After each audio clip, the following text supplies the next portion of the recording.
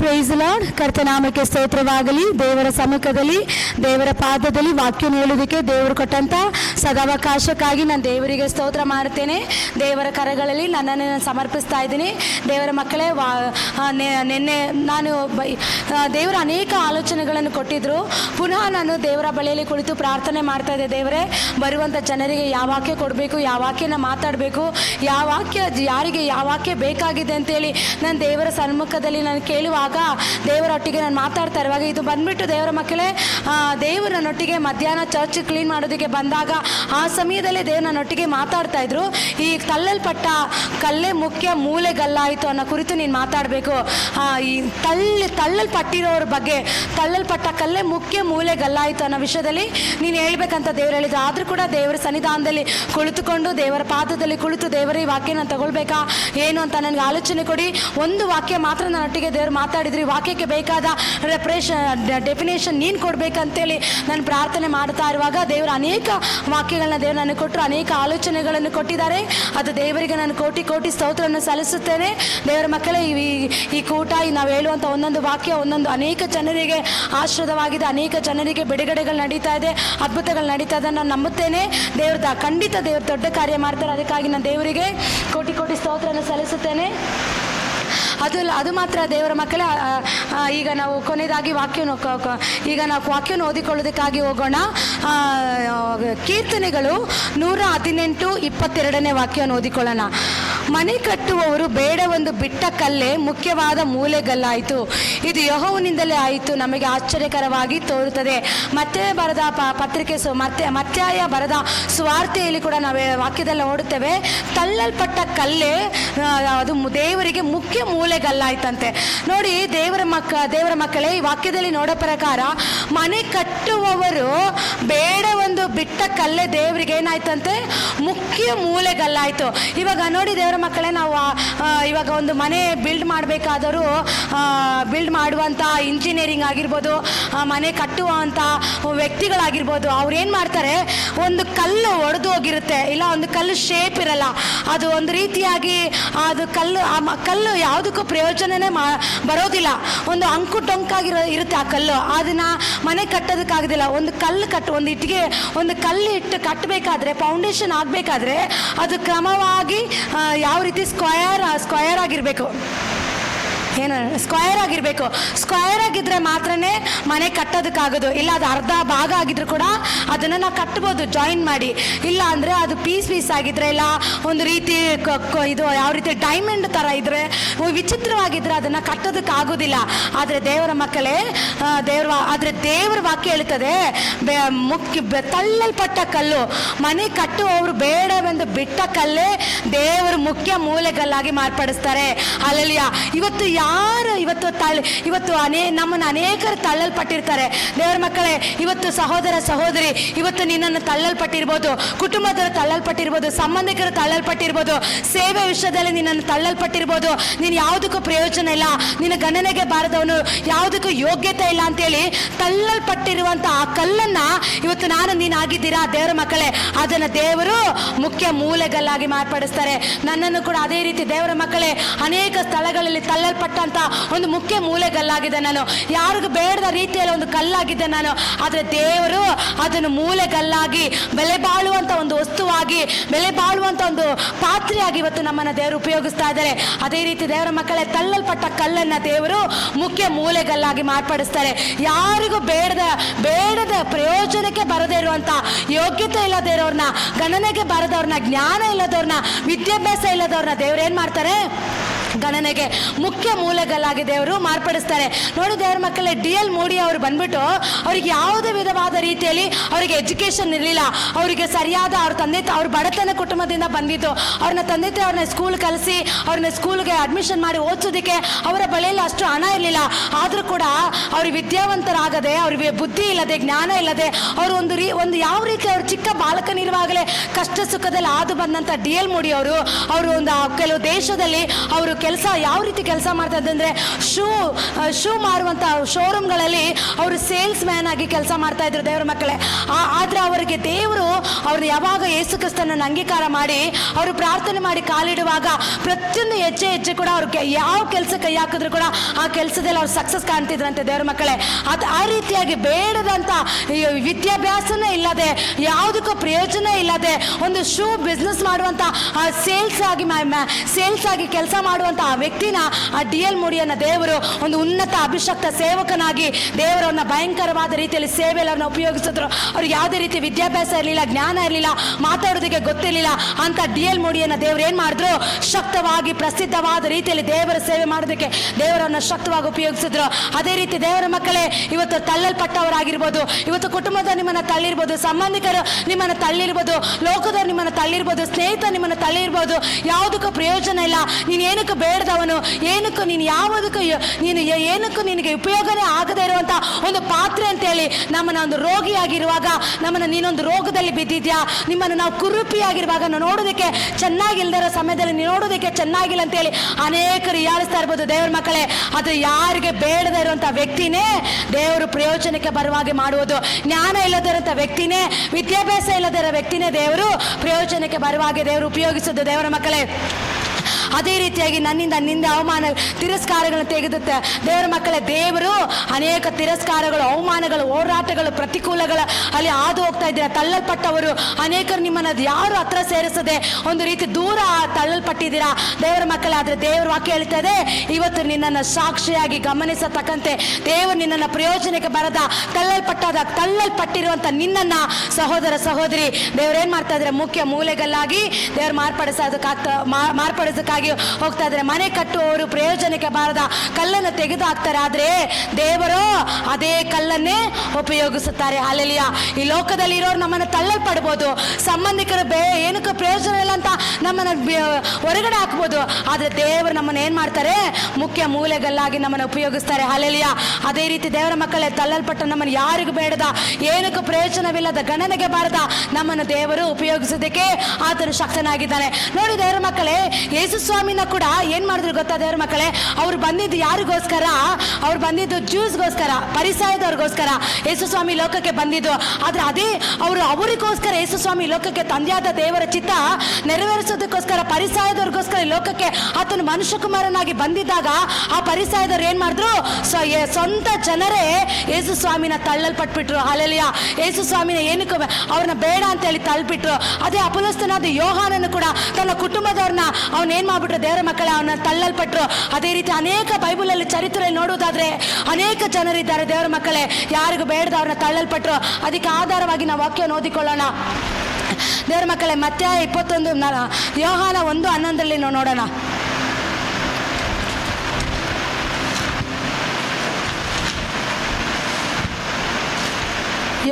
ಯೋಹಾನ ಬರೆದ ಸುವಾರ್ತೆ 1ನೇ ಅಧ್ಯಾಯ 11ನೇ ವಾಕ್ಯ. ಆತನು ತನ್ನ ಸ್ವಾಸ್ಥ್ಯಕ್ಕೆ ಬಂದನು, ಅಂದರೆ ಸ್ವಂತ ಜನರು ಆತನನ್ನು ಅಂಗೀಕರಿಸಲಿಲ್ಲ.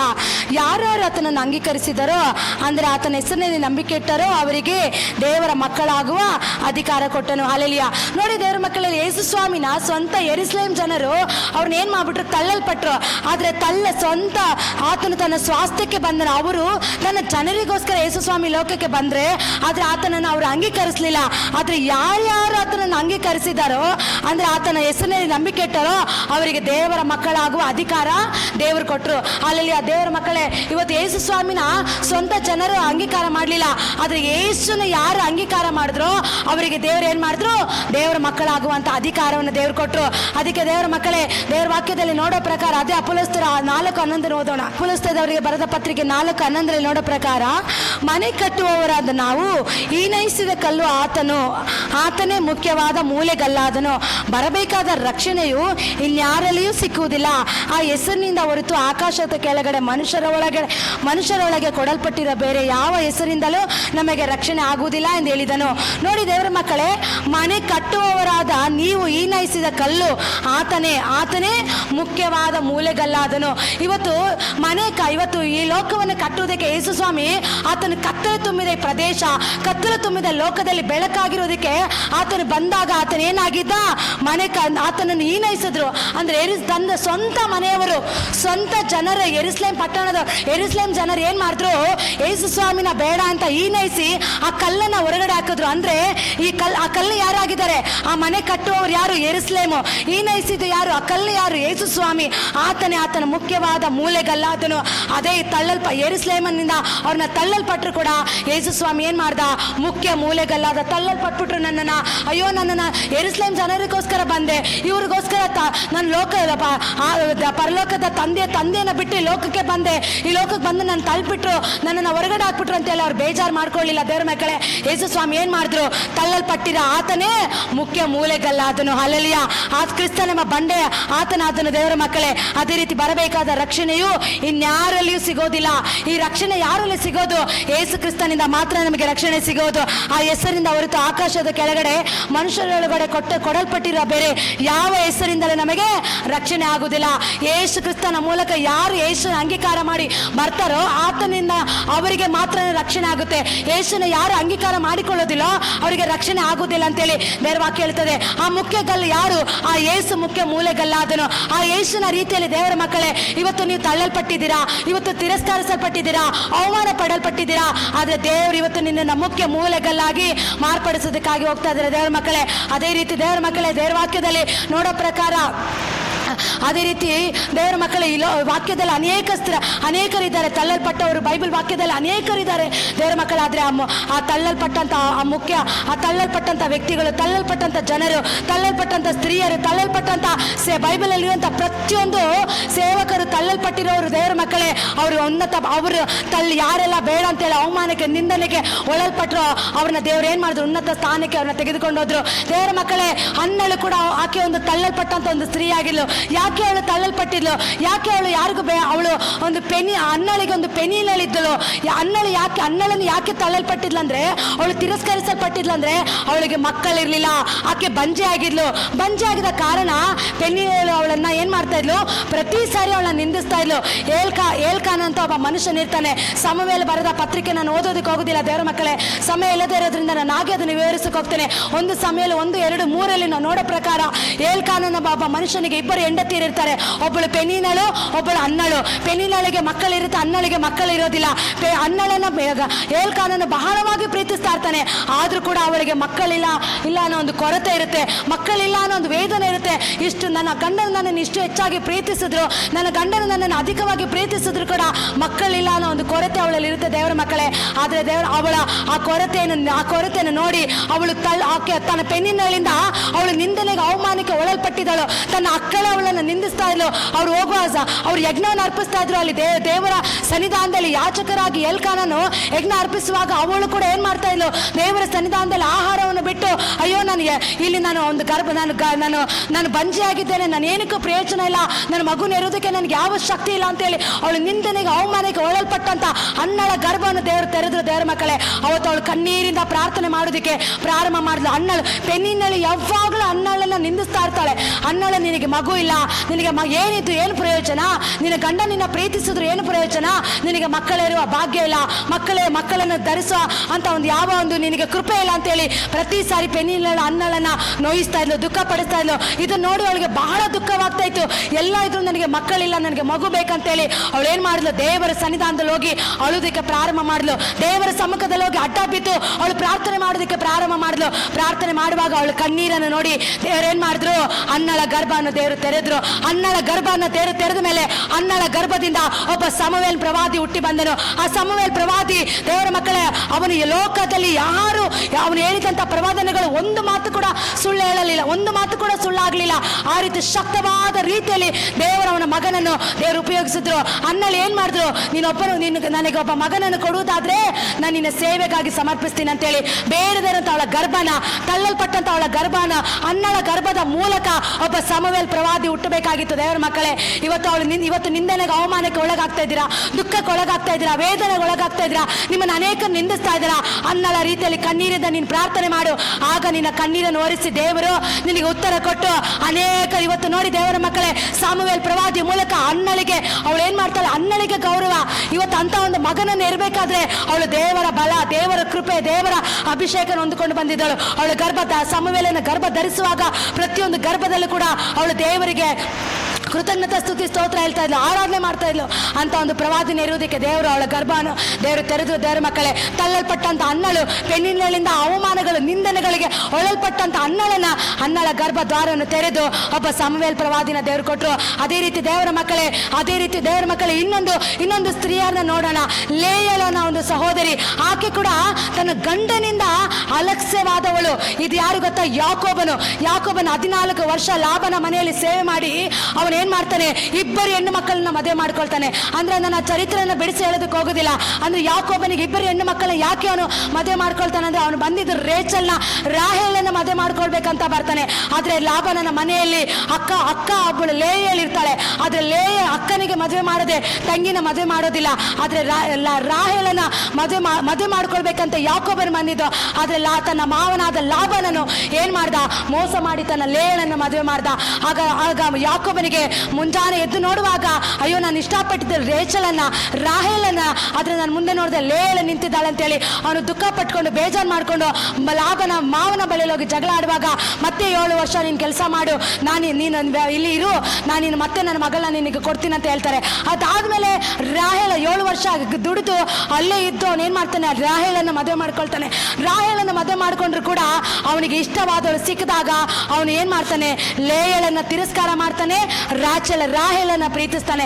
ಲೇಯಳ ಬಂದು ಅವನಿಗೆ ಇಷ್ಟ ಇರಲಿಲ್ಲ. ಲೇಯಳ ಬಂದು ತನ್ನ ಅಪ್ಪನು ಮೋಸದಿಂದ ಮದುವೆ ಮಾಡಿದ ಯಾಕೋಬನನ್ನು. ಅದಕ್ಕಾಗಿ ಲೇಯಳ ಮೇಲೆ ಯಾವುದೇ ರೀತಿ ಅವನಿಗೆ ಯಾಕೋಬನಿಗೆ ಇಷ್ಟ ಇರಲ್ಲ. ಲೇಯಳು ಬಂದು ಯಾಕೋಬನಿಗೆ ಆಲಸ್ಯವಾಗಿರ್ತಾಳೆ, ತಿರಸ್ಕರಿಸಲ್ಪಟ್ಟಿರ್ತಾಳೆ.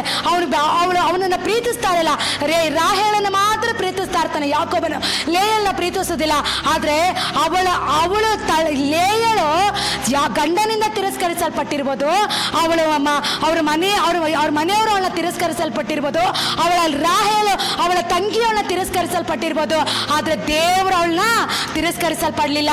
ತಳ್ಳಲ್ಪಟ್ಟಿರುವಂತ ಆ ಲೇಯಳನ್ನ ದೇವರು ಏನ್ ಮಾಡಿದ್ರು, ಅವಳ ಗರ್ಭವನ್ನು ಎರೋತಕ್ಕಂತೆ ಅವಳ ಗರ್ಭನ ದೇವರು ಆಶೀರ್ವಾದ ಮಾಡಿದ್ರು. ಅವಳ ಗರ್ಭನ ತೆರೆದು ಅವಳು ಅನುಗ್ರಹಿಸಿದ್ರು.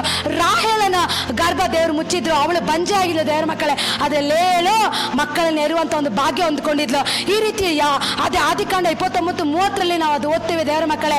ಈ ರೀತಿಯಲ್ಲಿ ಲೇಯಳು ಈ ರೀತಿಯಾದ ಒಂದು 29:31 ಓದೋಣ. ಆದಿಕಾಂಡ 29:31. ಲೇಯಳು ಯಾಕೋಬನಿಗೆ ಆಲಕ್ಷ್ಯವಾದಳೆಂದು ಯೆಹೋವನ ಆಕೆಯನ್ನು ನೋಡಿ ಬಸರಾಗುವಂತೆ ಮಾಡಿದನು. ಆದರೆ ರಾಹೇಳು ಬಂಜೆ ಆಗಿದ್ದಳು. ಲೇಯಳು ಗರ್ಭಿಣಿಯಾಗಿ ಗಂಡು ಮಗುವನ್ನು ಎತ್ತು ಯೆಹೋವನು ತನ್ನ ವ್ಯಥೆಯನ್ನು ನೋಡಿದ್ದಾನೆ. ಇನ್ನು ಮುಂದೆ ನನ್ನ ಗಂಡನು ನನ್ನನ್ನು ಪ್ರೀತಿಸುವನೆಂದು ಹೇಳಿ ಅದಕ್ಕೆ ರೂಬೇಲ್ ಎಂದು ಹೆಸರಿಟ್ಟಳು.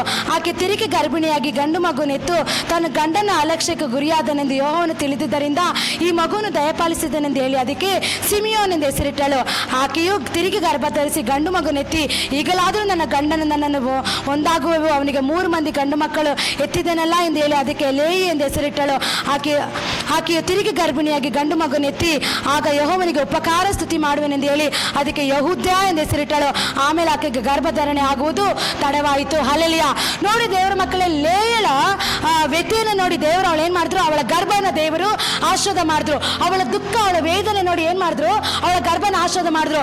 ಅವಳು 3 ಗಂಡು ಮಕ್ಕಳನ್ನ ಎತ್ತರು ಕೂಡ ತನ್ನ ಗಂಡನ ಇವಾಗಲ್ಲ ಒಂದು ಮಗು ನಾನು ಅವಳು ಹೇಳ್ತಾಳೆ, ಏನಂತ ಹೇಳ್ತಾಳೆ, ಸಿಮಿಯೋನ ನಾನು ಎತ್ತದೆ, ಈಗಲಾದ್ರೂ ನನ್ನ ಗಂಡ ನನ್ನ ಪ್ರೀತಿಸ್ತಾನ, ಇಲ್ಲ ಇನ್ನೊಬ್ಬ ಮಗನನ್ನ ಎತ್ತದೆ, ಈಗಲಾದ್ರೂ ಲೇಯನ ಅವನನ್ನ ನಾನು ಎತ್ತದೆ, ಇವಾಗಲಾದ್ರೂ ನನ್ನ ಗಂಡ ನನ್ನ ಪ್ರೀತಿಸ್ತಾನ ಅಂತೇಳಿ ಅವಳು 3 ಗಂಡು ಮಕ್ಕಳನ್ನ ಇರುವಾಗಲೂ ಕೂಡ ಅವಳು ಎಕ್ಸ್ಪೆಕ್ಟೇಷನ್ ಮಾಡ್ತಾಳೆ, ನನ್ನ ಗಂಡ ನನ್ನ ಪ್ರೀತಿಸ್ಬೋದು, ಈ ಮಗು ಎತ್ತ ಮೇಲೆ ನನ್ನ ಗಂಡ ನನ್ನ ಪ್ರೀತಿಸ್ಬೋದು, ಈ ಮಗು ಎತ್ತದ ಮೇಲೆ ನನ್ನ ಗಂಡ ನಾನು ಒಂದಾಗ್ಬೋದು ಅಂತೇಳಿ ಈ ರೀತಿ ಅವಳು ಆಸೆ ಪಡ್ತಾ ಇರ್ತಾಳೆ. ಆದ್ರೆ ಅವ್ರ ಗಂಡ ಲೇಯಳನ್ನ ಪ್ರೀತಿ ಪ್ರೀತಿಸೋದಿಲ್ಲ, ಆಲಸ್ಯವಾಗಿ ನೋಡ್ತಿರ್ತಾನೆ. ಆದ್ರೆ ಅವಳು ಏನ್ ಮಾಡ್ತಾಳೆ, ಕೊನೆಯದಾಗಿ ನಾನು ಈಗ ನನ್ನ ಗಂಡನ ಮೇಲೆ ನಿರೀಕ್ಷೆ ಇರೋದಲ್ಲ, ನಾನು ದೇವರಿಗೆ ಉಪಕಾರ ಸ್ತುತಿ ಮಾಡಿದ್ರೆ ನಾನು ದೇವರಿಗೆ ಉಪಕಾರ ಸ್ತುತಿ ಮಾಡ್ತೀನಿ ಅಂತೇಳಿ ಅವಳು ಉಪಕಾರ ಸ್ತುತಿ ಮಾಡೋದಕ್ಕೆ ಪ್ರಾರಂಭ ಮಾಡಿದಾಗ ಅವಳ ಮೂಲಕ ಒಂದು ಯಹೂದ್ಯ ಒಬ್ಬ ಹೆಸರುಳ್ಳ ಒಬ್ಬ ಮಗುವಿಗೆ ಅವಳು ಗರ್ಭವನ್ನು ಧರಿಸ್ತಾಳೆ. ಹಲ್ಲೆಲೂಯಾ. ಯಹೂದ್ಯ ಅನ್ನೋದು ಯಾರು ದೇವರ ಮಕ್ಕಳೇ? ಈ ಯಹೂದ್ಯ ಬಂದ್ಬಿಟ್ಟು ಈ ಯಹೂದ ವಂಶದಿಂದ ಹುಟ್ಟಿದಂತ ಯಹೂದ ಕುಲದಿಂದ ಹುಟ್ಟಿದೆ ಯೇಸು. ಹಲ್ಲೆಲೂಯಾ. ಯಹೂದ ಕುಲದಿಂದ ಹುಟ್ಟಿ ಬಂದಿದ್ದು ಯೇಸು. ಹೇಗೆ ಇದು ನೋಡೋದಾದ್ರೆ ಚರಿತ್ರೆ ಮತ್ತಾಯ ಬರೆದ ಸುವಾರ್ತೆ 1ನೇ ಅಧ್ಯಾಯ 1ನೇ ವಾಕ್ಯದಲ್ಲಿ ನಾವು ಓದುತ್ತೇವೆ. ಅದು ಚರಿತ್ರೆ ವಿವರವಾಗಿ ವಿವರಿಸಲ್ಪಟ್ಟಿದೆ. ಈ ಯಹೂದ್ಯ ಕುಲದಿಂದ ಹುಟ್ಟಿ ಬಂದವನೇ ಯೇಸು ಅಂತ ನಾವು ಓದುತ್ತೇವೆ. ಹಲ್ಲೆಲೂಯಾ. ದಾವಿದನ ವಂಶದಿಂದ ಹುಟ್ಟಿದವನು ಯೇಸು, ಯಹೂದ ಕುಲದಿಂದ ಬಂದಿದವನು ದಾವಿದನು. ಅದೇ ರೀತಿಯಾಗಿ ದೇವರ ಮಕ್ಕಳೇ, ಈ ನೋಡಿ, ಲೇಯಳ ಗರ್ಭದಿಂದ ಹುಟ್ಟಿದಂತ ಯಹೂದ್ಯನ ವಂಶದಿಂದನೇ ಯೇಸು ಹುಟ್ಟಿ ಬಂದನು. ಹಲ್ಲೆಲೂಯಾ. ಯೇಸು ಲೋಕ ರಕ್ಷಕನು. ಹೀಗೆ ಲೇಯಳ ತಿರಸ್ಕರಿಸಲ್ಪಟ್ಟಿದ್ರನು, ಲೇಯಳ ತನ್ನ ಗಂಡನು ಪ್ರೀತಿಸದೆ ಹೋದ್ರು, ತಳ್ಳಲ್ಪಟ್ಟಿದ್ರು ಕೂಡ ಈಕೆ ಮೂಲಕ ಒಬ್ಬ ಯಹೂದ ಕುಲದ ವಂಶವನ್ನು ಹುಟ್ಟೋದಕ್ಕೆ ಯೇಸು ಈ ವಂಶವನ್ನು ಆರಿಸಿಕೊಂಡ್ರು. ಹಲ್ಲೆಲೂಯಾ. ದೇವರು ಈಕೆಯನ್ನು ಆಶೀರ್ವಾದ ಮಾಡಿದ್ರು. ಯಾವ ರೀತಿ ದೇವರು ಆಶೀರ್ವಾದ ಮಾಡಿದ್ರು? ತನ್ನ ಗಂಡನ ತಳ್ಳಲ್ಪಟ್ಟಿರ್ಬೋದು, ತನ್ನ ರೇಚಲನ್ನು ಹೆಚ್ಚಾಗಿ ಪ್ರೀತಿಸಿ ಲೇಯಳನ್ನು ಪ್ರೀತಿಸ್ತಾ ಇರ್ಬೋದು, ಆದ್ರೂ ಕೂಡ ದೇವರು ಅವಳನ್ನ ತಿರಸ್ಕಾರ ಮಾಡಿಲ್ಲ. ಲೇಯಳನ್ನ ದೇವರು ಯಾವತ್ತೂ ತಿರಸ್ಕಾರ ಮಾಡಿಲ್ಲ. ದೇವ್ರು ಏನ್ ಮಾಡಿದ್ರು? ಅವಳ ಗರ್ಭವನ್ನು ಆಶೀರ್ವಾದ ಮಾಡೋದು ಮಾತ್ರ ಅಲ್ಲ, ಅವಳ ಗರ್ಭದಿಂದ 4ನೇ ಮಗು ಹುಟ್ಟುವಾಗ ಯಹೂದ ಕುಲದ ಸಿಂಹದಿಂದ ಒಬ್ಬ ಯೇಸು ಹುಟ್ಟು ಬಂದನು. ಹಲ್ಲೆಲೂಯಾ. ನೋಡಿ ದೇವರ ಮಕ್ಕಳು, ಇವತ್ತು ಲೋಕ ರಕ್ಷಕನು ಹುಟ್ಟಿ ಬರಬೇಕಾದ್ರೆ, ಈ ವಂಶದಿಂದ ಹುಟ್ಟಿ ಬರಬೇಕಾದ್ರೆ ಎಂತ ಒಂದು ಮಹಾಭಾಗ್ಯ ಇವಳಿಗೆ ದೇವರು ಕೊಟ್ಟಿದ್ದಾರೆ. ಅದಕ್ಕೆ ಯಾರು ತಳ್ಳಲ್ಪಟ್ಟಿದ್ರು ಕೂಡ, ಇವತ್ತು ನಿಮ್ಮನ್ನು ಅನೇಕರು ತಳ್ಳಲ್ಪಟ್ಟಿದ್ದಾರಾ? ಇವತ್ತು ನಿಮ್ಮನ್ನ ತಿರಸ್ಕರಿಸಲ್ಪಟ್ಟಿದ್ದಾರಾ? ಇವತ್ತು ನಿನ್ನ ಕುಟುಂಬನ ದೇವರು ಆರಿಸ್ಕೊಳ್ತಾ ಇದ್ದಾರೆ, ನಿನ್ನ ಮಕ್ಕಳನ್ನು ದೇವರು ಆರಿಸ್ಕೊಳ್ತಾ ಇದ್ದಾರೆ, ನಿನ್ನ ಮನೆಯನ್ನು ದೇವರು ಆರಿಸ್ಕೊಳ್ಳೋದು ಮಾತ್ರ ಅಲ್ಲ, ಅನೇಕರಿಗೆ ಆಶೀರ್ವಾದವಾಗತಕ್ಕಂತೆ ದೇವರು ಆಶೀರ್ವಾದ ಮಾಡ್ತಾರೆ. ಅದೇ ರೀತಿ ದೇವರ ಮಕ್ಕಳೇ, ಈ ವಾಕ್ಯದಲ್ಲಿ ನೋಡೋ ಪ್ರಕಾರ ದೇವರು ಅನೇಕವನ್ನು ಇವತ್ತು ಯಾವ ರೀತಿ ನೋಡಿ ದೇವರ ವಾಕ್ಯದಲ್ಲಿ ನೋಡ್ತಾ ಇದ್ವಲ್ಲ, ತಳ್ಳಲ್ಪಟ್ಟಂತ ಕಲ್ಲೇ ದೇವರಿಗೆ ಮುಖ್ಯ ಮೂಲೆಗಲ್ಲಾಯಿತು. ಇವತ್ತು ತಳ್ಳಲ್ಪಟ್ಟಿರುವಂತ ನಮ್ಮನ್ನ ದೇವ್ರು ಏನ್ ಮಾಡಿದ್ರು? ಮುಖ್ಯ ಮೂಲೆಗಲ್ಲಾಗಿ ಮಾರ್ಪಡಿಸ್ತಾರೆ. ಅನೇಕ ಇವತ್ತು ನಮ್ಮನ್ನು ಯಾರು ಇವತ್ತು ಕುಟುಂಬದವರು ನಮ್ಮನ್ನು ತಳ್ಳಿರ್ಬೋದು, ಸಂಬಂಧಿಕರು ತಳ್ಳಿರ್ಬೋದು. ಇವತ್ತು ನೋಡಿ ದೇವರ ಮಕ್ಕಳೇ, ಯೇಸು ಸ್ವಾಮಿನ ಸ್ವಂತ ಯೆರೂಸಲೇಮ್ ಜನರು ಏನ್ ಮಾಡಿದ್ರು? ಅವ್ರನ್ನ ತಳ್ಳಲ್ಪಟ್ರು. ಆದ್ರೆ ಯಾರು ಯೇಸುನ ಅಂಗೀಕಾರ ಮಾಡಿದ್ರು ಅವರಿಗೆ ಮಕ್ಕಳಾಗೋ ಅಧಿಕಾರ ಕೊಟ್ರು. ಹಲ್ಲೆಲೂಯಾ. ಅದೇ ರೀತಿ ದೇವರ ಮಕ್ಕಳೇ, ತಳ್ಳಲ್ಪಟ್ಟಂತ ಯೇಸುವನ್ನು ಲೋಕ ರಕ್ಷಕನಾಗಿ ಆತನು ಎಲ್ಲ ಯೆರೂಸಲೇಮ್ಗೋಸ್ಕರ ಯೇಸು ಸ್ವಾಮಿ ಲೋಕಕ್ಕೆ ಬಂದ್ರು. ಆದ್ರೆ ಯೆರೂಸಲೇಮ್ ಪಟ್ಟಣದವರು ಯೆರೂಸಲೇಮ್ ಜನ ತಳ್ಳಲ್ಪಟ್ರು ಅಂತ ಹೇಳಿ ಯೇಸು ಸ್ವಾಮಿ ತನ್ನ ತಂದೆಯಾದ ದೇವರ ಚಿತ್ತವನ್ನು ನೆರವೇರಿಸದೆ ಬಿಡಲಿಲ್ಲ. ಆತನು ಲೋಕ ರಕ್ಷಕನಾಗಿ ಲೋಕವನ್ನು ಜಯಿಸಿ, ನಮಗೋಸ್ಕರ ಸತ್ತು ಆತನು ಪುನರುತ್ಥಾನವಾಗಿ ಲೋಕವನ್ನು ಜಯಿಸಿದ ಆತನು ಎಲ್ಲದರಲ್ಲೂ ಜಯಶಾಲಿಯಾಗಿ ಬಂದನು. ಹಲ್ಲೆಲೂಯಾ. ಅದೇ ರೀತಿ ಅಂತ ಯೇಸುವನ್ನೇ ದೇವರು ತಳ್ಳಲ್ಪಟ್ಟ ಅಂತ ಯೇಸುವನ್ನೇ ಮುಖ್ಯ ಮೂಲೆಗಲ್ಲಾಗಿ ಯೇಸುವನ್ನ ದೇವರು ಉಪಯೋಗಿಸಿದ್ರು. ದೇವರ ಮಕ್ಕಳೇ, ಅದೇ ರೀತಿ ಅಪೊಸ್ತಲನಾದ ಯೋಹಾನು ಕುಟುಂಬದಿಂದ ತಳ್ಳಲ್ಪಟ್ಟಾಗ ಯಾರು ಮಾಡಿದ ರೀತಿಯಲ್ಲಿ ಪದ್ಮೋಸ್ ದ್ವೀಪದ ಮಧ್ಯದಲ್ಲಿರುವಾಗ ಅವನ ದೇವರ ಪ್ರಕಟಣೆ ಉಂಟಾಯಿತು. ಅವನಿಗೆ ತಳ್ಳಲ್ಪಟ್ಟರು, ಯಾರು ಇಲ್ಲ. ಅವನಿಗೆ ಅಪೊಸ್ತಲನಾದ ಯೋಹಾನನು ಒಂಟಿಯಾಗಿರೋ ಸಮಯದಲ್ಲಿ, ಯಾರು ಇಲ್ಲದಿರೋಂಥ ಸಮಯದಲ್ಲಿ ಅವನು ಅದೇ ರೀತಿ ಯೇಸು ಸ್ವಾಮಿ ಕೂಡ ಯೆರೂಸಲೇಮ್ ಜನರಿಗೋಸ್ಕರ ಬಂದಾಗ, ತಳ್ಳಲ್ಪಟ್ಟಾಗ ಯೇಸು ಕೂಡ ಒಂಟಿಯಾಗಿರೋ ಸಮಯದಲ್ಲಿ ದೇವರ ಮಕ್ಕಳೇ, ಅಲ್ಲಿ ಲೋಕ ರಕ್ಷಕನಾಗಿ ತಂದೆಯಾದ ದೇವರ ಚಿತ್ತವನ್ನು ನೆರವೇರಿಸೋದಕ್ಕೆ ನೀವುಗಳು ಇವತ್ತು ಯೇಸುನ ಸ್ವಂತ ರಕ್ಷಕನಾಗಿ ಅಂಗೀಕಾರ ಮಾಡೋದು ಮಾತ್ರ ಅಲ್ಲ, ಆತನ ಮಕ್ಕಳಾಗ ಅಧಿಕಾರ ದೇವರು ಇವತ್ತು ನಮಗೆ ಕೊಟ್ಟಿದ್ದಾರೆ. ಅದು ಮಾತ್ರ ಅಲ್ಲ ದೇವರ ಮಕ್ಕಳೇ, ಅಪೊಸ್ತಲನಾದ ಯೋಹಾನನು ತನ್ನ ಕುಟುಂಬದ ತಳ್ಳಲ್ಪಟ್ಟಾಗ, ಆತನು ಒಂಟಿಯಾಗಿರುವಾಗ, ಯಾರು ಇಲ್ಲದಿರೋ ಸಮಯದಲ್ಲಿ ಅವನು ಅನೇಕ ಏನು ಮಾಡಕ್ಕಾಗದೆ ಅಂತ ಒಂದು ಸಮಯದಲ್ಲಿ ದೇವರ ಸನ್ನಿಧಾನದಲ್ಲಿ ಕುಳಿತು ಅವನೇನ್ ಮಾಡ್ದ? ಆರಾಧನೆ ಮಾಡೋದಕ್ಕೆ ಪ್ರಾರಂಭ ಮಾಡ್ದ. ಆ ಪದ್ಮೋಸ್ ದ್ವೀಪದಲ್ಲಿ ಯಾರು ಇಲ್ಲದಿರೋಂಥ ಸಮಯದಲ್ಲಿ, ಯಾರು ಇಲ್ಲದಿರೋ ಜಾಗದಲ್ಲಿ, ವಾಸ ಮಾಡಕ್ಕಾಗದಿರೋ ಸ್ಥಳದಲ್ಲಿ ಅವನೇನ್ ಮಾಡ್ದ? ಪದ್ಮೋಸ್ ದ್ವೀಪದಲ್ಲಿ ಹಾಕಿದ್ರು ಕೂಡ ದೇವ್ರನ್ನ ಆರಾಧನೆ ಮಾಡ್ದ, ದೇವ್ರನ್ನ ಸ್ತುತಿ ಮಾಡ್ದ. ಅವತ್ತು ದೇವರ ಮಕ್ಕಳೇ, ಆ ಸ್ಥಳದಲ್ಲಿ ದೇವರ ಪ್ರಕಟಣೆ ಉಂಟಾಗ್ತಾ ಇದೆ. ಮುಂದೆ ಬರಬೇಕಾದ ಬರವಣಿಗೆ ಕುರಿತು ಆ ಪ್ರಕಟಣೆ ರೆವಲ್ಯೂಷನ್ ಪುಸ್ತಕವನ್ನು ದೇವರನಿಗೆ ತೆಗೆದು ತೋರಿಸ್ತಾ ಇದ್ದಾರೆ. ಅದೇ ರೀತಿ ದೇವರ ಮಕ್ಕಳೇ, ಅನ್ನಳನ್ನು ಕೂಡ ಪಿನಿಯಲ್ಲಿ ನಿಂದಿಸಿ ಅವಮಾನ ಪಟ್ಟರು ಕೂಡ ಅನ್ನಳ ಗರ್ಭವನ್ನು ದೇವರು ತೆರೆದು ತಳ್ಳಲ್ಪಟ್ಟಂತ ಅವಳ ಗರ್ಭದ ಮೂಲಕ ಒಂದು ಸಮುವೇಲ್ ಪ್ರವಾದಿ ಹುಟ್ಟಿ ಬರುವ ರೀತಿಯಲ್ಲಿ ದೇವರು ಆಶೀರ್ವಾದ ಮಾಡ್ತಾರೆ. ಒಂದು ಸಮುವೇಲ್ ಪ್ರವಾದಿ ಒಬ್ಬ ಹುಟ್ಟಿ ಬರೋದು ಮಾತ್ರ ಅಲ್ಲ ದೇವರ ಮಕ್ಕಳೇ, ಅನೇಕರಿಗೆ ಅಭಿಷೇಕ ಮಾಡತಕ್ಕಂತೆ, ಅನೇಕ ಅಭಿಷೇಕವನ್ನು ಎಬ್ಬಿಸತಕ್ಕಂತೆ, ಒಬ್ಬ ದಾವಿದನನ್ನು ಎಬ್ಬಿಸತಕ್ಕಂತೆ, ಅನೇಕ ಅಭಿಷೇಕವನ್ನು ಎಬ್ಬಿಸತಕ್ಕಂತೆ ಆಗತಕ್ಕಂತೆ ಆ ಸಮುವೇಲ ಪ್ರವಾದಿ ಮಾತಾಡಿದ ಒಂದು ಪ್ರವಾದನೆ ಕೂಡ ಸುಳ್ಳು ಆಗದಂತೆ ಎಲ್ಲವೂ ಸತ್ಯವನ್ನು ನೆರವೇರತಕ್ಕಂತ ಒಬ್ಬ ಸಮುವೇಲ ಪ್ರವಾದಿನ ದೇವರು ಎಬ್ಬಿಸೋದಕ್ಕೆ ಅನ್ನಳ ಗರ್ಭವನ್ನು ದೇವರು ಆಶೀರ್ವಾದ ಮಾಡಿದ್ರು. ಅದೇ ರೀತಿ ದೇವರ ಮಕ್ಕಳೇ, ತನ್ನ ಗಂಡನಿಂದ ತಳ್ಳಲ್ಪಟ್ಟಂತ ಲೇಯಳು ಕರ್ತನ ಅವಳ ಗರ್ಭವನ್ನು ಆಶೀರ್ವದಿಸಿ 3 ಮಕ್ಕಳಾಗಿ ಕೂಡ ಲೇಯಳು ಗಂಡನ ಆಕೆಯನ್ನು ತಿರಸ್ಕರಿಸಿದ್ರು ಕೂಡ ಪ್ರೀತಿಸ್ತಾ ಇದ್ರು. ಕೊನೆಗೂ ದೇವರುಗಳು ಉಪಕಾರ ಸ್ತುತಿ ಮಾಡ್ತಾ ಇದ್ದಾಳೆ. ಅನ್ನಳು ಕೂಡ ಮಕ್ಕಳಿಲ್ಲದೆ ಇರುವಾಗ ನಿಂದನೆ ಅವಮಾನಗಳಾಗಿ ಆ ಒಂದು ಇಕ್ಕಟ್ಟಿನಲ್ಲಿ ಹಾದು ಹೋಗುವ ಸಮಯದಲ್ಲಿ ಅವಳು ದೇವರ ಪಾತ್ರದಲ್ಲಿ ಹೋಗಿ ಅಡ್ಡ ಬಿದ್ದು ಪ್ರಾರ್ಥನೆ ಮಾಡ್ತಾ ಇದ್ದಾಳೆ. ದೇವರೇ, ನಿನ್ನ ಗರ್ಭಧಾರವನ್ನು ತೆರೆದ್ರೆ ನಾನು ನಿನ್ನ ಮಗು, ನಾನು ನಿನಗಾಗಿ ನಿನ್ನ ಆಲಯದಲ್ಲಿ ಅವನು ಬೆಳೆದು ಬರತಕ್ಕಂತೆ ನಿನ್ನ ರಾಜ್ಯಕ್ಕೆ ಉಪಯೋಗವಾಗತಕ್ಕಂತೆ ನಾನು ಪ್ರತಿಷ್ಠೆ ಮಾಡ್ತೀನಿ ಅಂತ ಹೇಳಿ ಪ್ರತಿಷ್ಠೆ ಮಾಡ್ತಾ ಇದ್ದಾಳೆ.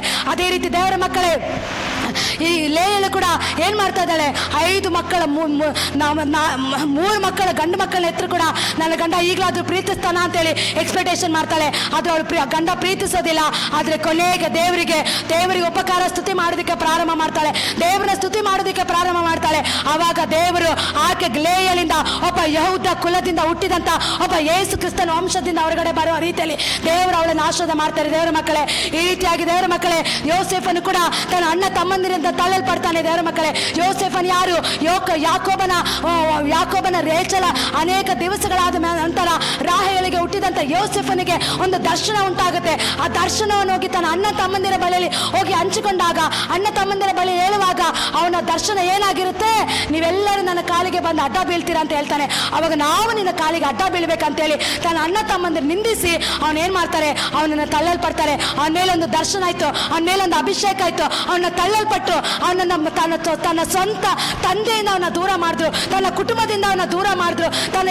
ತನ್ನ ಯೋಸೇಫನ ಚಿಕ್ಕ ಬಾಲಕನಿರುವಾಗಲೇ ತನ್ನ ತಾಯಿಯನ್ನು ಕಳ್ಕೊಂಡ. ದೇವರ ಮಕ್ಕಳೇ, ಅಂತ ಒಂದು ಸಿಚುವೇಶನ್ ಅಲ್ಲಿ ತಳ್ಳಲ್ಪಟ್ಟಂತ ಯೋಸೇಫನು ಯಾರು ಇಲ್ಲದೆ ಇರುವಂತ ಸಮಯದಲ್ಲಿ ಅಣ್ಣ ತಮ್ಮಂದಿರು ತಂದೆ ತಾಯಿರು ಯಾರು ಇಲ್ಲದೆ ಬೇರೆ ದೇಶಕ್ಕೆ ಅವನು ಮಾರಲ್ಪಟ್ಟಂತ ಆ ಒಂದು ಸಿಚುವೇಶನ್ ಅಲ್ಲಿ ಕೂಡ ದೇವರ ಮಕ್ಕಳೇ, ಯೋಸೇಫನನ್ನು ಏನ್ ಮಾಡ್ದ, ಅವನು ಕೂಡ ದೇವರು ಎಷ್ಟೇ ಕಷ್ಟ ಬಂದ್ರು, ಹೋರಾಟ ಬಂದ್ರು, ಯಾರೆಲ್ಲ ತಳ್ಳಲ್ಪಟ್ರು, ಯಾರೆಲ್ಲ ಕೈ ಬಿಟ್ರು, ತನ್ನ ಅಣ್ಣ ತಮ್ಮಂದಿರು ಅವನ್ನ ತಳ್ಳಲ್ಬಿಟ್ರು ಕೂಡ ಅವನು ದೇವರನ್ನ ಸ್ತುತಿ ಮಾಡೋದು ಬಿಡ್ಲಿಲ್ಲ, ದೇವರನ್ನ ಉಪಕಾರ ಮಾಡೋದು ಬಿಡ್ಲಿಲ್ಲ, ದೇವರಿಗೆ ಘನತೆ ಸಲ್ಲೋದು ಅವನು ಬಿಡ್ಲಿಲ್ಲ. ದೇವರ ಮಕ್ಕಳೇ, ದೇವರೇನ್ ಮಾಡಿದ್ರು, ಅವನನ್ನು ಕೂಡ ಐಗುಪ್ತ ದೇಶಕ್ಕೆ ಅರಸನಾಗಿ ದೇವರು ಮಾರ್ಪಡಿಸಿದ್ರು. ಅದು ಮಾತ್ರ ಅಲ್ಲ, ಅವನ ದರ್ಶನದ ಮೂಲಕ ಅವನ ಅಣ್ಣ ತಮ್ಮಂದಿರೆಲ್ಲರೂ ಬಂದ್ರು ಅವನ ಕಾಲಿಗೆ ಅಡ್ಡ ಬೀಳತಕ್ಕಂತೆ. ಏನಕ್ಕೆ ಅವನ ಕಾಲಿಗೆ ಅಡ್ಡ ಬಿದ್ರು ದೇವರ ಮಕ್ಕಳೇ, ಐಗುಪ್ತ ಅವನು ಇರುವಂತ ದೇಶದಲ್ಲಿ ಕಾನಾನ್ ದೇಶಕ್ಕೆ ಬರಗಾಲ ಬಂತು. ದೇವರ ಮಕ್ಕಳೇ, ಕಾನಾನ್ ದೇಶದಲ್ಲಿ ಯಾರು ಇದ್ದಿದ್ದು, ಆ ಯೋಸೇಫನ ಅಣ್ಣ ತಮ್ಮಂದಿರು ವಾಸ ಮಾಡ್ತಾ ಇರ್ತಾರೆ. ಯೋಸೇಫನ ಮನೆಯವರು ಕುಟುಂಬದವರು ಕಾನಾನ್ ದೇಶದಲ್ಲಿ ಇರ್ತಾರೆ. ಆದ್ರೆ ಐಗುಪ್ತ ದೇಶದಲ್ಲಿ ಯೋಸೇಫನು ಐಗುಪ್ತ ದೇಶಕ್ಕೆ ರಾಜನಾಗಿರ್ತಾನೆ. ರಾಜನಾಗಿರೋದು ಮಾತ್ರ ಅಲ್ಲ, ಯೋಸೇಫನಿಗೆ ಯಾವ ರೀತಿ ದೇವ್ರ ಜ್ಞಾನ ಕೊಟ್ಟಿರ್ತಾರೆ ಅಂದ್ರೆ, ಬರಗಾಲ ಬರೋದಕ್ಕಿಂತ ಮುಂಚೆನೆ ಎಲ್ಲ 7 ವರ್ಷಕ್ಕೆ ಬರಗಾಲ ಬರೋದಕ್ಕಿಂತ ಮುಂಚೆನೆ ಅದನ್ನು ಶೇಖರಿಸಿಟ್ಕೊಂಡಿರ್ತಾನೆ. ಆದ್ರೆ ಕಾನಾನ್ ದೇಶಕ್ಕೆ ಬರಗಾಲ ಬಂದಾಗ, ಕಾನಾನ್ ದೇಶದಲ್ಲಿ ಊಟ ಇಲ್ಲದೆ ಇರುವಾಗ, ನೀರಿಲ್ಲದೆ ಇರುವಾಗ ಐಗುಪ್ತ ದೇಶಕ್ಕೆ ಬರಬೇಕಾಗಿತ್ತು. ಐಗುಪ್ತ ದೇಶಕ್ಕೆ ಅಣ್ಣ ತಮ್ಮಂದಿರು ಬಂದು ಅಲ್ಲಿ ಆಹಾರವನ್ನು ಕೇಳ್ತಾ ಇದ್ದಾರೆ, ನೀರನ್ನು ಕೇಳ್ತಾ ಇದ್ದಾರೆ. ಅಂತ ಒಂದು ಸಮಯದಲ್ಲಿ ಅಲ್ಲಿ ನೋಡುವಾಗ ಅಣ್ಣ ತಮ್ಮಂದಿರು ನೋಡುವಾಗ ಯೋಸೇಫನಲ್ಲಿ ಆಗಿರ್ತಾನೆ. ದೇವರ ಮಕ್ಕಳೇ ನೋಡಿ, ದೇವರ ಮಕ್ಕಳೇ, ಯಾವ ರೀತಿ ತಳ್ಳಲ್ಪಟ್ಟಂತೆ ಯೋಸೇಫನ ಮೂಲಕ ಇವತ್ತು ಅವ್ರ ಅಣ್ಣ ತಮ್ಮಂದಿರು ಬಂದು ಕಾಲಿಗೆ ಅಡ್ಡ ಬಿದ್ದು ಅವನ ಬಳಿಯಲ್ಲಿ ಆಹಾರವನ್ನು ಪಡೆದುಕೊಳ್ಳೋ ರೀತಿಯಲ್ಲಿ ದೇವರ ಆಶೀರ್ವಾದ ಮಾಡಿದ್ರು. ನೋಡಿ ದೇವರ ಮಕ್ಕಳೇ, ಅಂದು ಯೇಸು ತಳ್ಳಲ್ಪಟ್ಟಂತೆ ಯೇಸು ಸ್ವಾಮಿನ ಸ್ವಂತ ಜನರಾಗಿ ತಳ್ಳಲ್ಪಟ್ಟರು ಕೂಡ ಲೋಕ ರಕ್ಷಕನಾಗಿ ಲೋಕಕ್ಕೆ ಇಳಿದು ಬಂದು ಇವತ್ತು ನಮಗೆ ಮಕ್ಕಳಾಗೋ ಅಧಿಕಾರ ಕೊಟ್ಟರು. ಯೆರೂಸಲೇಮ್ ಪಟ್ಟಣ ಇವತ್ತು ಯೆರೂಸಲೇಮ್ ಜನರು ಇವತ್ತು ಯೇಸುನ ತಳ್ಳಲ್ಪಟ್ಟಿಲ್ಲ ಅಂದಿದ್ರೆ ಇವತ್ತು ನಾವು ಯಾರು ಆತನ ಮಕ್ಕಳಾಗೋ ಅಧಿಕಾರ ನಮಗೆ ಸಿಗ್ತಾ ಇರಲಿಲ್ಲ. ಅದೇ ರೀತಿ ಅಪೊಸ್ತಲನಾದ ಯೋಹಾನನು ಪದ್ಮೋಸ್ ದ್ವೀಪದಲ್ಲಿರುವಾಗ ಆತನ ದೇವರ ಸ್ತುತಿಸುವಾಗ ಅನೇಕ ರೆವಲೇಷನ್ಗಳು, ಅನೇಕ ಪ್ರಕಟಣೆಗಳು ಕಾಣ್ತಾ ಇದ್ದಾನೆ. ದೇವರ ರಹಸ್ಯಗಳ ಗುಡಾರ್ಥಗಳು ನೋಡ್ತಾ ಇದ್ದಾನೆ. ದೇವರ ಮಕ್ಕಳೇ, ಅಣ್ಣಳ ಗರ್ಭವನ್ನು ತೆರೆದು ಅಣ್ಣಳ ಗರ್ಭದಿಂದ ಒಬ್ಬ ಸಮುವೇಲ್ ಬಾಲಕನು ಪ್ರವಾದಿ ಹುಟ್ಟು ಬರ್ತಾ ಇದ್ದಾನೆ. ಅದೇ ರೀತಿ ಲೇಲ ತಿರಸ್ಕರಿಸಲ್ಪಟ್ಟಾಗ ಲೇಲ ಗರ್ಭವನ್ನು ದೇವರ ಆಶೀರ್ವಾದ ಮಾಡಿ ಲೇಲ ಗರ್ಭದ ಮೂಲಕ ಒಬ್ಬ ಯಹೂದ ಕುಲದ ಸಿಂಹ ವಂಶ ಹುಟ್ಟು ಬರ್ತಾ ಇದ್ದಾನೆ. ದೇವರ ಮಕ್ಕಳೇ, ಅದು ಮಾತ್ರ ಅಲ್ಲ ದೇವರ ಮಕ್ಕಳೇ, ಯೋಸೇಫನು ಕೂಡ ತಳ್ಳಲ್ಪಟ್ಟಾಗ ಅವನ ಅಣ್ಣ ತಮ್ಮಂದಿರೆಲ್ಲ ಅವನ ಬಳಿಯಲ್ಲಿ ಬಂದು ಬೀಳೋ ರೀತಿಯಲ್ಲಿ ಯೋಸೇಫನನ್ನು ದೇವರ ಆಶೀರ್ವಾದ ಮಾಡ್ತಾ ಇದ್ದಾರೆ. ದೇವರ ಮಕ್ಕಳೇ, ಇವತ್ತು ನೀನು ತಳ್ಳಲ್ಪಟ್ಟಿದ್ಯಾ, ಇವತ್ತು ನೀನು ತಿರಸ್ಕರಿಸಲ್ಪಟ್ಟಿದ್ಯಾ, ಯಾರಿಗೂ ಬೇಡದ ಪ್ರಯೋಜನ ಇಲ್ಲದೆ, ಏನಕ್ಕೆ ಪ್ರಯೋಜನ ಇಲ್ಲದ ರೀತಿಯಲ್ಲಿ, ಏನಕ್ಕೆ ಬೇಡದ ರೀತಿಯಲ್ಲಿ ಅನೇಕ ನಿನ್ನ ನಿಂದಿಸ್ತಾ ಇದ್ದಾರ, ಅನೇಕ ಅವಮಾನ ಪಡಿಸ್ತಾ ಇದ್ದಾರ. ಅಯ್ಯೋ, ನಿನಗೆ ವಿದ್ಯಾಭ್ಯಾಸ ಇಲ್ಲ, ನಿನಗೆ ಜ್ಞಾನ ಇಲ್ಲ, ಯಾವ ಕೆಲಸಕ್ಕೋದ್ರೂ ನೀನೇನು ಮಾಡೋಕ್ಕಾಗಲ್ಲ, ನಿನಗೇನಕ್ಕೂ ಪ್ರಯೋಜನ ಇಲ್ಲ ಅಂತೇಳಿ ಅನೇಕ ನಿನ್ನನ್ನು ಬೇಡ ಅಂತೇಳಿ ಎಸೆದಿದ್ದಾರ, ಬೇಡ ಅಂತೇಳಿ ತಳ್ಳಿದಾರ. ದೇವರ ಮಕ್ಕಳೇ, ಬೇಡ ಅಂತೇಳಿ ನಿನ್ನ ಮನೆಯಿಂದ ನಿನ್ನ ಹೊರಗಡೆ ಹಾಕಿರ್ಬೋದು, ನಿನ್ನ ಕುಟುಂಬದ ನಿನ್ನ ಹೊರಗಡೆ ಹಾಕಿರ್ಬೋದು, ನಿನ್ನ ಗಂಡ ನಿನ್ನ ಪ್ರೀತಿಸ್ತಾ ಇರ್ಬೋದು, ನಿನ್ನ ಮಕ್ಕಳು ನಿನ್ನನ್ನು ಪ್ರೀತಿಸ್ತಾ ಇರ್ಬೋದು. ಆದರೆ ದೇವರು ನಿನ್ನನ್ನು ಮುಖ್ಯ ಮೂಲೆಗಲ್ಲಾಗಿ ಮಾರ್ಪಡಿಸಕ್ಕೆ ಹೋಗ್ತಾರೆ. ಅನೇಕರಿಗೆ ಬೆಳಕಾಗಿರತಕ್ಕಂತೆ, ಅನೇಕರಿಗೆ ಉಪ್ಪಾಗಿರತಕ್ಕಂತೆ, ಅನೇಕ ದೇವ ಸೇವಕರಿಗಾಗಿ ದೇವ ಸೇವೆ ಮಾಡತಕ್ಕಂತೆ, ನಿನ್ನ ಮೂಲಕ, ನಿನ್ನ ಕುಟುಂಬದ ಮೂಲಕ, ನಿನ್ನ ಮಕ್ಕಳ ಮೂಲಕ ದೇವರಾಜ್ಯವನ್ನು ಕಟ್ಟತಕ್ಕಂತೆ ತಳ್ಳಲ್ಪಟ್ಟಿರುವಂಥ ನಿನ್ನನ್ನು, ನಿನ್ನ ಕುಟುಂಬವನ್ನು ದೇವರೇನು ಮಾಡ್ತಾರೆ? ಮುಖ್ಯ ಮೂಲೆಗಲ್ಲಾಗಿ ಮಾರ್ಪಡಿಸೋದಕ್ಕಾಗಿ ಹೋಗ್ತಾರೆ. ದೇವರ ಮಕ್ಕಳೇ, ಅದಕ್ಕೆ ನಾವು ಯಾವಾಗೂ ಕೆಳಮಟ್ಟಕ್ಕೆ ನೋಡಬಾರ್ದು. ಅಯ್ಯೋ, ನಮ್ಮನ್ನು ತಳ್ಳಿಬಿಟ್ಟಿದ್ದಾರೆ, ನಾವೇನಕ್ಕೂ ಪ್ರಯೋಜನ ಇಲ್ಲ, ಯಾರಿಗೂ ಬೇಡದೇ ಇರೋ ನಾವು ಅಂತೇಳಿ ನಾವು ಕೆಳಮಟ್ಟಕ್ಕೆ ನೋಡ್ಕೊಳ್ಳೋದಂತೆ ಬೇಡದೆ ಇವತ್ತು ಅನೇಕರು, ಈ ಲೋಕ ನಮ್ಮನ್ನು ತಳ್ಳಿರ್ಬೋದು, ಈ ಸಭೆ ನಮ್ಮನ್ನು ತಳ್ಳಿರ್ಬೋದು, ಈ ಜನರು ನಮ್ಮನ್ನು ತಳ್ಳಲ್ಪಟ್ಟಿರ್ಬೋದು, ಕುಟುಂಬದವರು ತಳ್ಳಲ್ಪಟ್ಟಿರ್ಬೋದು, ಸ್ನೇಹಿತರು ತಳ್ಳಲ್ಪಟ್ಟಿರ್ಬೋದು. ಯಾರು ತಳ್ಳಲ್ಪಟ್ಟರು ಕೂಡ ನನ್ನ ದೇವರು ನಮ್ಮನ್ನು ತಳ್ಳದಂತೆ ಮುಖ್ಯ ಮೂಲೆಗಲ್ಲಾಗಿ ಅನೇಕರಿಗೆ ಬೆಳಕಾಗತಕ್ಕಂತೆ, ಅನೇಕರಿಗೆ ಉಪ್ಪಾಗತಕ್ಕಂತೆ, ನಮ್ಮ ಮೇಲೆ ಅನೇಕರಿಗೆ ಆಶೀರ್ವಾದವಾಗತಕ್ಕಂಥ ನಮ್ಮನ್ನು ಸಾಕ್ಷಿಯಾಗಿ ದೇವರು ಮಾನಸಕ್ಕೆ ಹೋಗ್ತಾರೆ. ದೇವರ ಮಕ್ಕಳೇ, ಈ ವಾಕ್ಯದಿಂದ ದೇವರು ನಿಮ್ಮನ್ನು ಆಶೀರ್ವಾದ ಮಾಡಲಿ. ಸ್ವಲ್ಪ ಸಮಯ ನಾವು ಪ್ರಾರ್ಥನೆ ಮಾಡೋಣ. ಪರಿಶುದ್ಧನೆ, ಪರಿಶುದ್ಧನೆ, ಮಹೋನ್ನತನೇ, ಸರ್ವಶಕ್ತನಾದ ದೇವರ ನಿತ್ಯನಾದ ತಂದೆ, ಹೌದಪ್ಪ, ಈ ವಾಕ್ಯದಲ್ಲಿ ಹೇಳೋ ಪ್ರಕಾರ ಸ್ವಾಮಿ ಅಪ್ಪ, ತಳ್ಳಲ್ಪಟ್ಟಂತ ಕಲ್ಲೆ ಮುಖ್ಯ ಮೂಲೆಗಲ್ಲಾಯ್ತಂತ ಅನೇಕ ವಾಕ್ಯಗಳನ್ನು ಕೊಟ್ಟು ನಿನ್ನ ಮಟ್ಟಿಗೆ ಮಾತಾಡಿದಲ್ಲಪ್ಪ. ಅದಕ್ಕಾಗಿ ನಿಮಗೆ ಸ್ತೋತ್ರ ರಾಜ. ಎಷ್ಟೋ ಜನರು ತಳ್ಳಲ್ಪಟ್ಟವರು ಅಪ್ಪ, ಕರ್ತನೆ ಅಪ್ಪ, ಯಾರಿಗೂ ಬೇಡ ಅಂತೇಳಿ ಪ್ರಯೋಜನ ಇಲ್ಲ ದೇವರವರು ಅಪ್ಪ, ನಾನು ಏನಕ್ಕೂ ಪ್ರಯೋಜನ ಇಲ್ಲ, ನಾನು ತಳ್ಳಲ್ಪಟ್ಟಿದ್ದೇನೆ, ನಾನು ಹಿಂದಿನ ಅವಮಾನಕ್ಕೆ ಒಳಗಾಗಿದ್ದೇನೆ, ಅನೇಕ ನನ್ನನ್ನು ಯಾರಿಸ್ತಾರೆ, ನಿಂದಿಸ್ತಾರೆ ಅಂತೇಳಿ ಅನೇಕ ಒಂಟಿಯಾಗಿರೋಂಥ ಸಮಯದಲ್ಲಿ ಅಪ್ಪ, ನಿನ್ನ ಹುಡುಕತಕ್ಕಂತೆ, ನಿನ್ನನ್ನು ಸ್ತುತಿಸತಕ್ಕಂತೆ ಒಂದೊಂದು ವ್ಯಕ್ತಿಗಳೊಟ್ಟಿಗೆ ನೀನು ಮಾತಾಡಿ ಪರಿಶುದ್ಧಾಪನೆ, ನೀನು ಅವ್ರನ್ನ ಬಲಪಡಿಸು ಕರ್ತನೆ. ಆ ತಳ್ಳಲ್ಪಟ್ಟಿರುವಂಥ ಒಂದೊಂದು ವ್ಯಕ್ತಿಗಳಿಗೆ ನೀನೇ ಮುಖ್ಯ ಮೂಲೆಗಲ್ಲಾಗಿದ್ದವ್ರನ್ನ ಮಾನಿಸು ಅಂತ ನಾಗರಾಜ. ಹಾಗೆ ನೀನು ಆಶೀರ್ವಾದ ಮಾಡಿ ಬಲಪಡಿಸಿ ಕರ್ತನೆ. ಇದುವರೆಗೂ ವಾಕ್ಯ ಹೇಳೋದಕ್ಕೆ ಕೃಪೆ ಕೊಟ್ಟಿದ್ದೀಯ, ಅದಕ್ಕಾಗಿ ಸ್ತೋತ್ರ ಅಪ್ಪ. ಕರ್ತನೆ, ನಮ್ಮನ್ನೆಲ್ಲ ತಗ್ಗಿಸ್ಕೊಳ್ತಾ ಇದ್ದೀನಿ, ನಾನು ತಗಬೇಕು, ನಿನ್ನ ನಾಮ ಮಾತ್ರ ಹೆಚ್ಚಲ್ಪಡಬೇಕು. ಎಲ್ಲ ಸಕಲ ಘನಮಹಿಮೆ ನಿಮಗೆ ಸ್ತೋತ್ರ ಸಲ್ಲಿಸಿ ಎಲ್ಲವನ್ನು ಯೇಸು ಕ್ರಿಸ್ತ ನಾಮದಲ್ಲಿ ಬೇಡಿಕೊಳ್ತೀನಿ ತಂದೆ, ಆಮೇನ್.